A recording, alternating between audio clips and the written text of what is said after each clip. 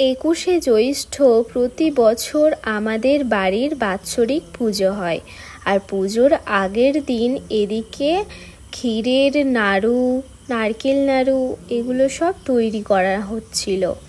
আর ভিডিওটা একটু লং হতে চলেছে, তো তোমরা প্লিজ ধৈর্য নিয়ে দেখো।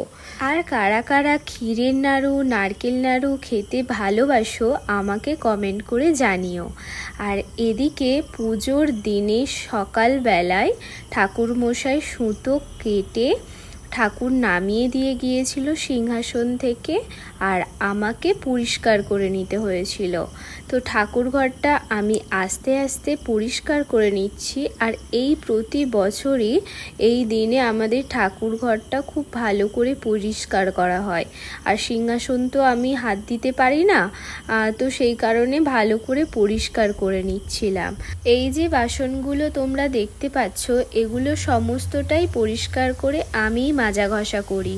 আর এদিকে ভোগের জন্য লুচি, 5 রকম ভাজাভুজি সমস্তটা রেডি করা হচ্ছে।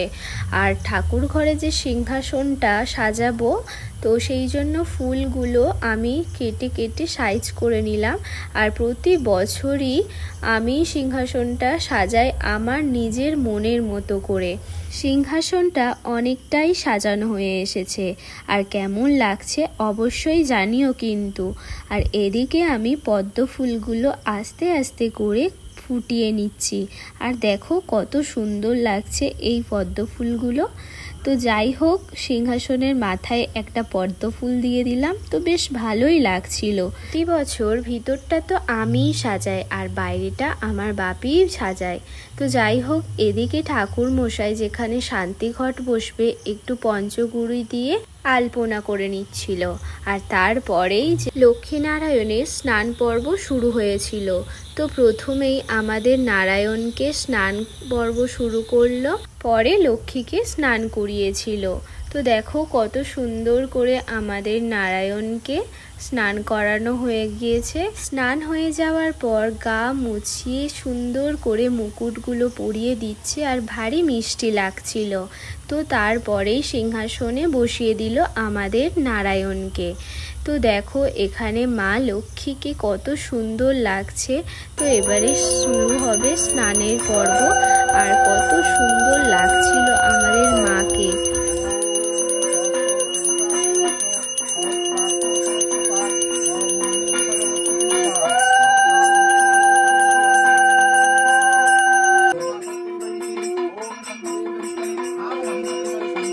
আর এইভাবে আমাদের লক্ষ্মীনারায়ণের স্নান পর্ব শেষ হয়েছিল।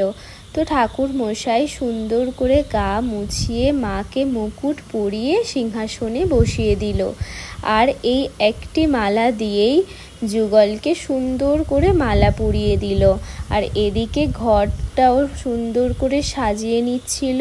আর এই যে শান্তিঘট রয়েছে, শান্তিঘটে একটি মালা দিয়ে দিল। আর এইভাবে ঠাকুর মশাই ঘটগুলোকে সুন্দর করে গুছিয়ে নিচ্ছিল। তো তারপরেই যে আমাদের জগন্নাথ, বলরাম, সুভদ্রা রয়েছে, ঠাকুরগুলোকে স্নান করিয়ে সুন্দর করে বস্ত্র পরিয়ে তুলে দিল। তারপরেই মালাগুলো সুন্দর করে পরিয়ে দিল। আর দেখো সুন্দর লাগছে না? কতটা সুন্দর লাগছে আমাদের লক্ষ্মীনারায়ণ, যোগু বলো, সুভদ্রাকে, মা সরস্বতীকে। তো তারপরে আমি এদিকে ডালাগুলো আস্তে আস্তে করে সাজিয়ে নিলাম, যেহেতু অনেক ডালা পড়বে, তো সেইভাবেই আমি রেডি করছিলাম। তো এবারে পুজো শুরু হবে। তো এদিকে বরণ পর্ব শেষ করে নেওয়া হলো। দেন আমি শাড়ি পরে নিলাম, একটু আলতা পরে নিলাম।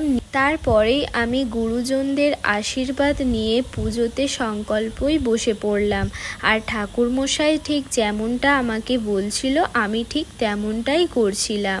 আর এদিকে ঠাকুরমশাই পুজো করে নিচ্ছে, আর অন্যদিকে আর একটি ঠাকুরমশাই গীতা পাঠ করছিল। তো এইভাবে আমি পুজো দেখছিলাম। আর তোমরা যারা আমাদের আগের বছর পুজোর ভিডিওটা দেখেছিল তারা জানবে যে আগের বছর হোমের মধ্যে আমাদের চড়ুই ভাতি হয়েছিল, মানে হোমের মধ্যে পরমান্ন রাধা হয়েছিল। ওটা আমাদের প্রতি 5 বছর অন্তর অন্তর করা হয়। তো এবছর জাস্ট এমনিভাবেই হোমটাকে করা হয়েছিল। তো হোম সারার পর ঠাকুরমশাই আরতি করে নিল। পুজো প্রায় শেষের দিকে। আমাদের পুজো শুরু হয়েছিল সকাল 11টা নাগাদ আর শেষ হয়েছিল প্রায় 3টে নাগাদ। তো যাই হোক, সন্ধেবেলায় আমাদের জেঠিমা কাকিমারা সবাই এসে হরিনাম করেছিল। আর এইভাবে সারা দিনটা খুব ভালোভাবে কেটেছিল। আর তোমরা আমাকে আশীর্বাদ করো যে ভগবানকে আমি এইভাবেই যেন সেবা দিয়ে যেতে পারি।